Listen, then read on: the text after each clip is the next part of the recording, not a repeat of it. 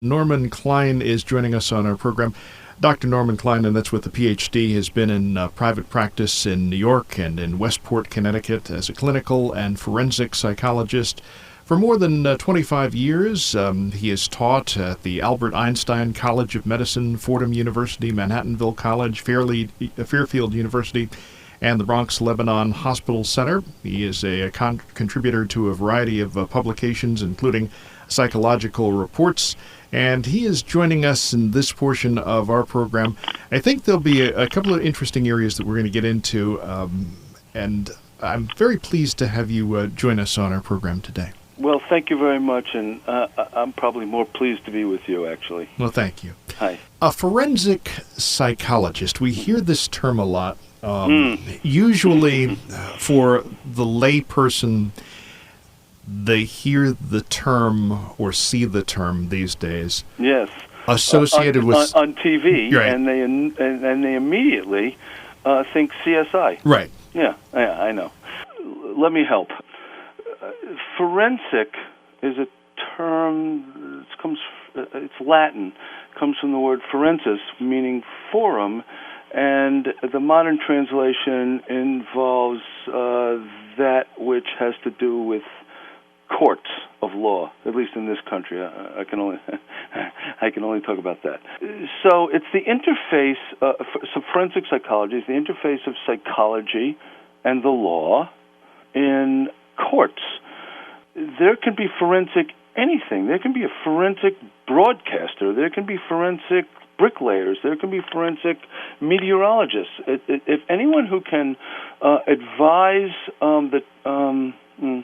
the trier of fact in a court of law, the trier of fact is either the judge or the jury, about something beyond the ken of just regular evidence, courts need that evidence. So, we operate in criminal courts, civil courts, family courts, that sort of thing. So it's the interface of the application of psychology to the law.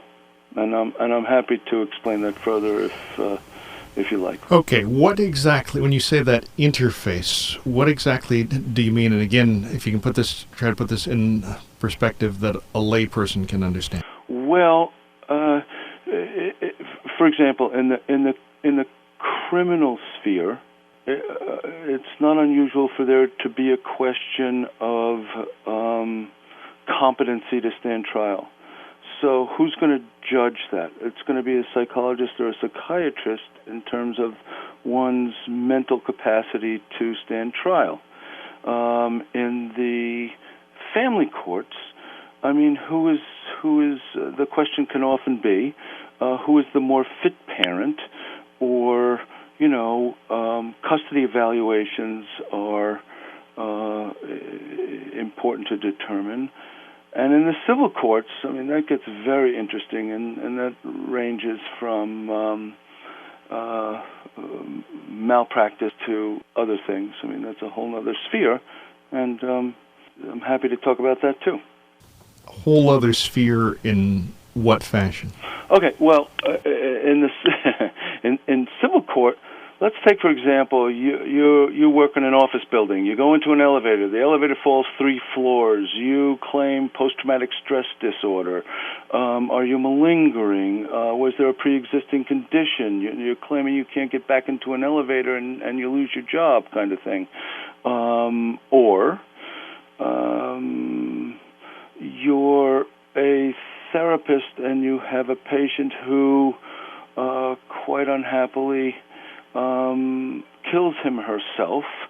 The family of that person is going to need to know whether or not that was preventable. So in terms of standard practice, did you do, as a therapist, everything you should have done to explore it? Now, keep in mind, we're allowed to be wrong in our judgments. We're not allowed to be less than thorough. So that would be the civil sphere. When you the popularity of a show like CSI on television, with the work that you're doing, with the background that you have, what does that say to you? Well, a number of things. my first reaction about this stuff, I mean, I I don't go anywhere where somebody doesn't say to me, "Oh, forensic psychology, CSI." No. Television tends to sensationalize, that Sherlock Holmesian kind of thing about it. But forensic psychology is not that. We don't do autopsies. We are involved in the meat and potatoes of, human enterprise when it comes to the interface of psychology and the law. In ways that I mentioned, it's and your question touches on, how the news media, which now, of course, is like 24/7, and everybody needs to sensationalize stuff. I mean, look to the money. They need to popularize this stuff. We all read about these cases, like the one in Arizona, the Arias case, etc., because it sells newspapers, it sells TV time, kind of thing, and it involves psychiatric testimony, which can go either way. I mean, there's a whole debate. I mean, psychiatry is not dermatology. Psychiatry is behavioral science and includes that which is subjective way more than that which is objective sometimes. When you're talking about this idea, this field of forensic psychology, Mm-hmm. How did you get into this? What was it that attracted you to it? Probably the same way a lot of people get into whatever they get into. I got out of graduate school. You're old when you get out of graduate school, and you need a job. So I got this job, this great job in the criminal courts in the Bronx, and it was the first forensic psychology clinic, and we were just a bunch of young guys doing competency evaluations and a little bit research, and got published a little bit, and in affiliation with, let me give a shout out to Bronx Lebanon Hospital and Albert Einstein College of Medicine, and this was late 70s, and nobody was doing this stuff, and so we sort of crafted our own niche there. And it was exciting. You'd go into court, and wow, judges and juries were listening to you about whether or not this person was competent to stand trial, and you don't really know. Again, and this is important, Bob. I think this is important. When a forensic psychologist testifies, everybody goes to school on what they have to say as if it's physics, as if it's, fact. We're psychologists, we're psychiatrists. It's art as much as it is anything else. And the trier of fact needs to understand that, especially in criminal court, where the threshold is reasonable doubt, which is a very high threshold, as opposed to the civil court or the family court, which is preponderance or something lesser. Mm-hmm. Mm. The types of cases that actually require a forensic psychologist, what are they? Well, require, that's a tough word. The cases that require expert testimony from anybody are those that involve the need for evidence that is beyond just what, literally, what your peer is supposed to understand. Peer meaning, a jury of your peers. So if there's evidence that's technical, and it doesn't matter what field, then you get involved. In terms of forensic psychology, again, I'm involved in custody evaluations. It's heart-wrenching stuff, And the judge really relies on the mental health professionals to deliver to him or her an answer, because the trier of fact, i.e. the judge often, can't decide who the best parent is, or can't decide which of the battling experts' reports is more valid or more reliable. So it's a very human thing often, and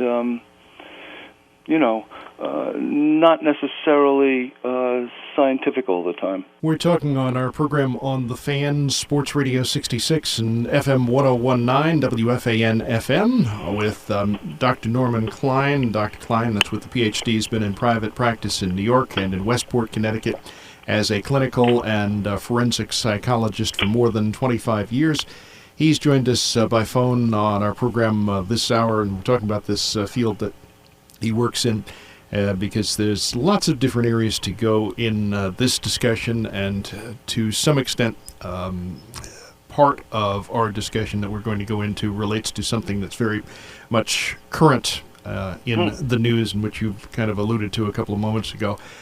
Before we go to that, let me ask you about forensics, and I guess, can you take us kind of through the different types of forensics that there are, and kind of, they all have subfields, right? Well, yeah, of course that's true. I can only claim, at least the courts allow me to claim, expertise in forensic psychology. Mm-hmm. But it really is the application of frontline science vis-a-vis courtroom testimonies. So in psychology, what is that? I mean, the frontier in psychology, in the behavioral sciences, is that which is organic, that which we're learning about the brain. And so there's a lot more of that going on. We understand the architecture of the brain, the biochemistry of the brain now, more than we ever have. And so that comes into play sometimes. There's a gap in time between the culture catching up with the science, and I think that that's evolving now for us, but the science is way ahead of the law, with some exceptions. For example, shall I just say? I mean, Please. For example, the Supreme Court of the United States has acknowledged that the brains of adolescents aren't to be judged as responsible as the brains of adults, and that's true. I mean, I don't wake up on Sunday morning wanting to hear about the hippocampus, but I could tell you about it. And it's true. And the Supreme Court, as gorgeous and breathable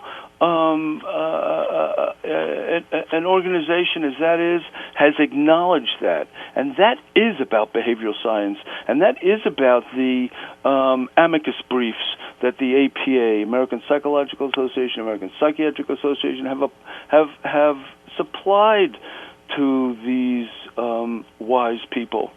And so, to me, we're on the front lines. When we talk about... Does that answer your question? Yes, it does, because it's, again, I'm trying to provide some insight for people listening to our discussion today into forensics, what this is all about. Yeah, forensics, I remember. Forensics, you got to be careful. Forensics in medicine is very different than forensics in psychology. Psychiatry, again, is not as fact laden as we'd like it to be, or, and this is important, as triers of fact think it is when we testify. Don't forget, we get on the stand and we try to be persuasive. What do we try to be persuasive about? We try to be persuasive about our opinions. Our only allegiance is to our opinion. And the trier of fact is ordinarily and properly unsophisticated about how accurate we are. We try to sound persuasive, and there's there are theatrics in that. That's it's a business also, of course. Well, the way in which a forensic psychologist actually presents in a case, can that really affect the outcome? Oh, certainly. I mean, I've actually been on a jury. It was exciting to be on a jury, and it involved a forensic expert that had something to do other than psychiatry or psychology, and I really admired his presentation, his way of being with the trier of fact. I mean, this guy was a pro, and I understood the theater of it. So you can definitely influence human beings about something where somebody's freedom is at stake or somebody's, wealth is at stake. You can appeal. You can be theatrical about how you appeal to people. So it can influence the outcome, fairly or unfairly, theatrically or untheatrically, and it's up to the jury or judge to decide whether it's fair. The biggest surprise that you've had when working with this field of forensic psychology, what would that be? The biggest surprise? Wow. Something really unexpected. Wow. Gee, I think it would have to be, and it's not going to sound exciting, but it involves, a very long-winded case where a lot of expertise and time and testing has been brought to bear, and you render an opinion that you're confident about defending, and in some seemingly capricious way, the judge just goes, no, I don't agree, that's out, forget it, disregard, etc. So it just impresses you with how the system works. And I guess it's not a surprise to learn that, but it surely was edifying. What would you say it is that goes into somebody being, I'll use this term, a great forensic psychologist? Persuasion.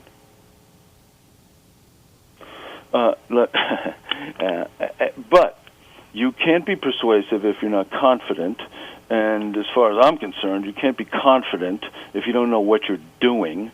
And if you need to know what you're doing, you need to have experience. Now, we're only talking about the forensic stuff here. I remind you I'm also a clinical psychologist, and so this gives me an opportunity to say something that's going to make a lot of young people angry. I would never see a young shrink. You need to live. You need to have experience. You need to learn by your mistakes in order to be useful in this field. And that goes for the clinical and the forensic. And so that's the best lesson I can provide. All right. You have to be persuasive, and all that means. That's the answer. I guess a natural follow-up or area to move in our discussion is to talk about this idea of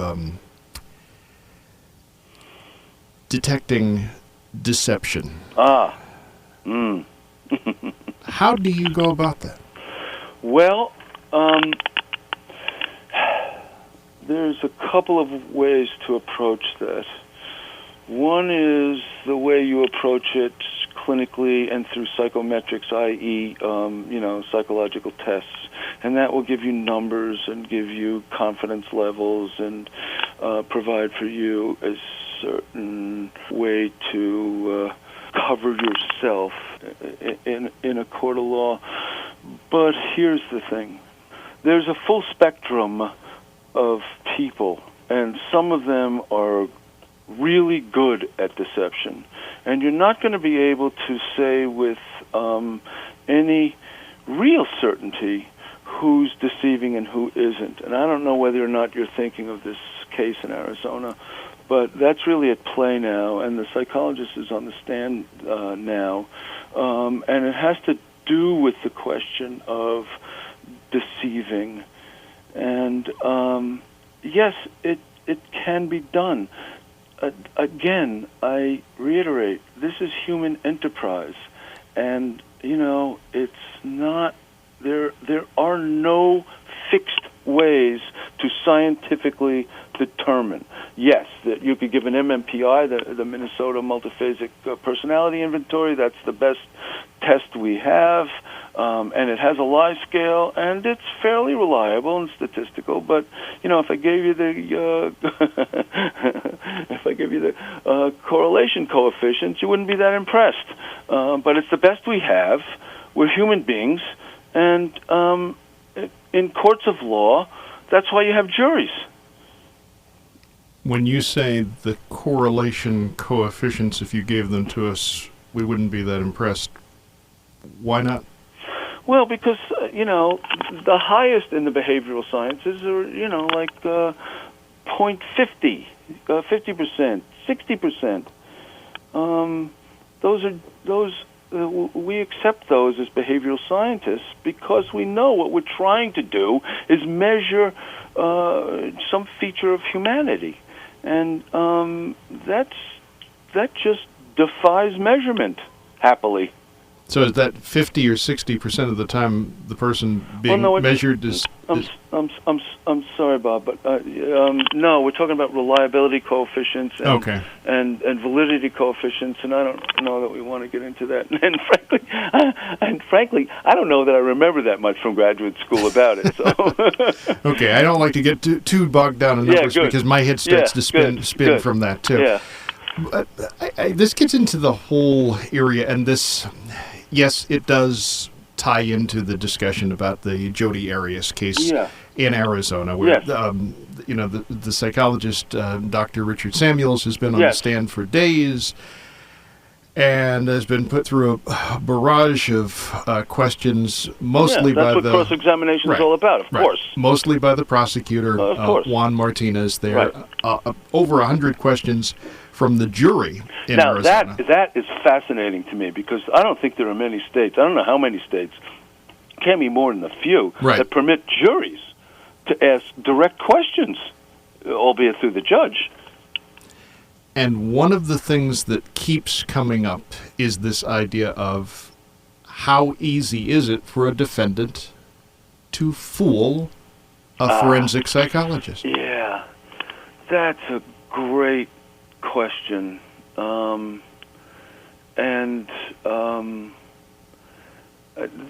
Obvious. There's it depends on the forensic psychologist.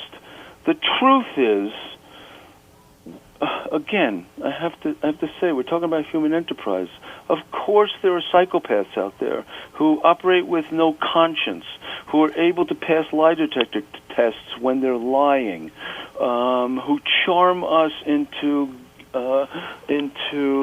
giving us their money fraudulently. It happens all the time, every place. So, can they... Listen, a psychologist, a psychiatrist, we're still people. It's not like we're different in kind from those who we minister to. We have certain skills and surely a lot of experience, and we can be fooled. But I have to tell you, with the psychometrics, the testing, and an astute, keen clinician, I don't think I could lie, malinger a mental disorder in a court of law. Courts of law are wonderful places to discover truth, seems to me. Do we, or does forensic psychology, do you think, depend too much on tests to render a diagnosis? Oh, that's a great question. That's a really great question. And the problem, of course, is that judges especially, if not juries, want to CYA with science. And so they rely very heavily on numbers. But numbers in the behavioral sciences are not the same thing as numbers in chemistry or numbers in medical pathology. I'm going to reiterate,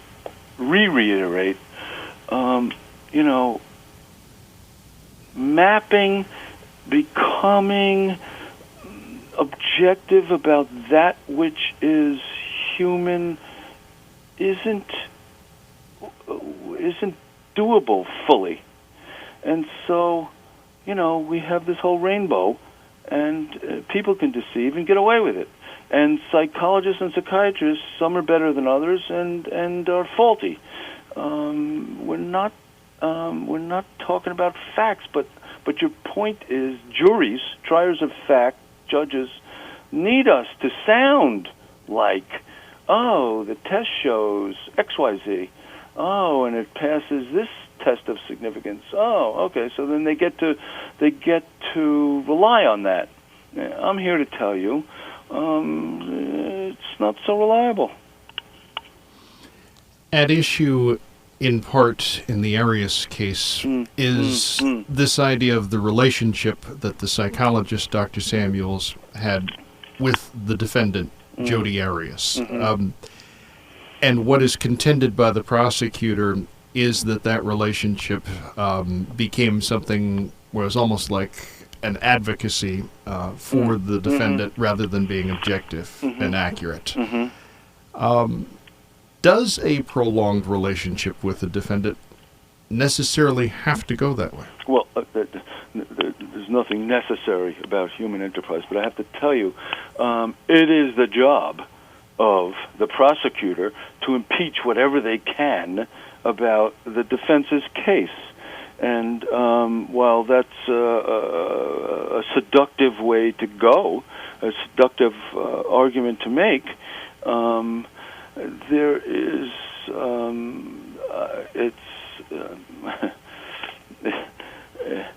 if I were Dr. Samuels, I'd be insulted by that. His objectivity is impeached by that. But that's the adversarial.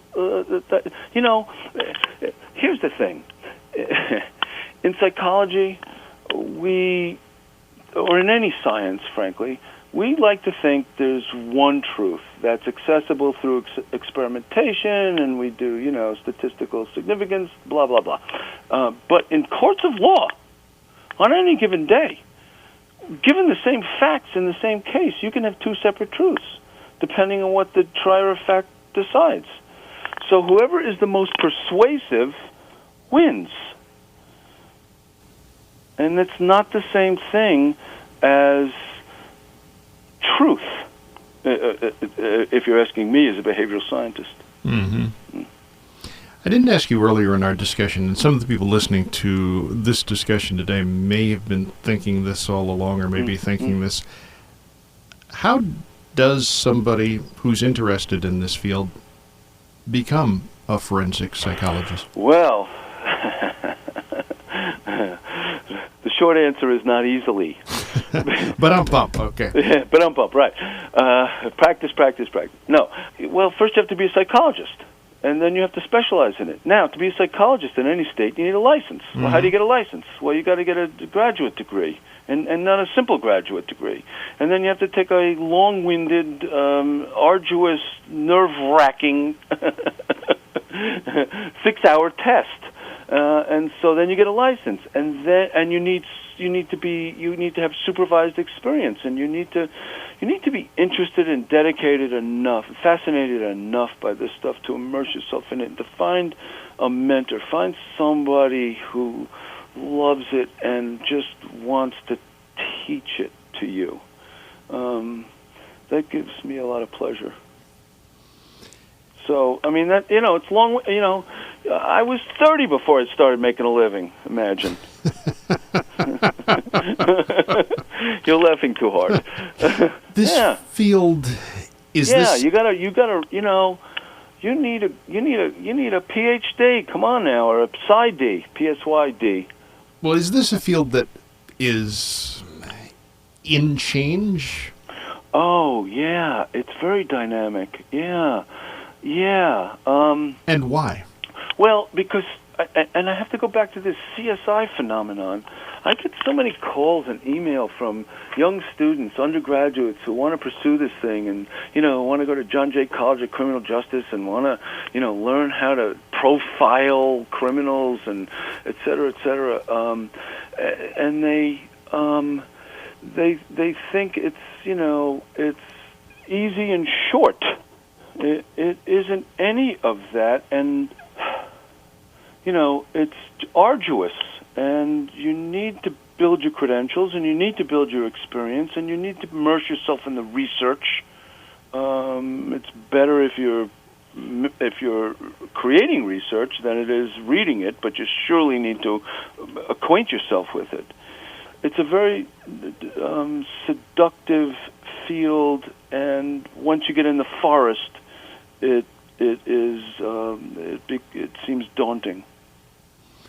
The idea of forensic psychology being used or being applied in cases where, and I mean, it seems like almost every week there's some tragedy that is taking place. Right? Yeah, subway pushers, everything. Yeah, I agree. And you get to the extent of, the massacre in Aurora, Colorado, the Newtown school tragedy.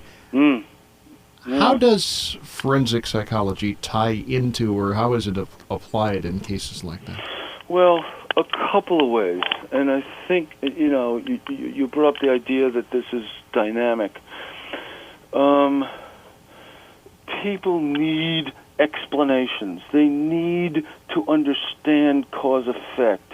And one of the areas in which they are searching now, let's just take, in my home state, Connecticut, one of the ways they're searching now, and one of the people everybody's trying to blame, because, it gets very political and very economic. One of the areas they are assaulting is the mental health area. And, if psychiatrists and psychologists and psychiatric social workers would just turn in their crazy patients who happen to own guns.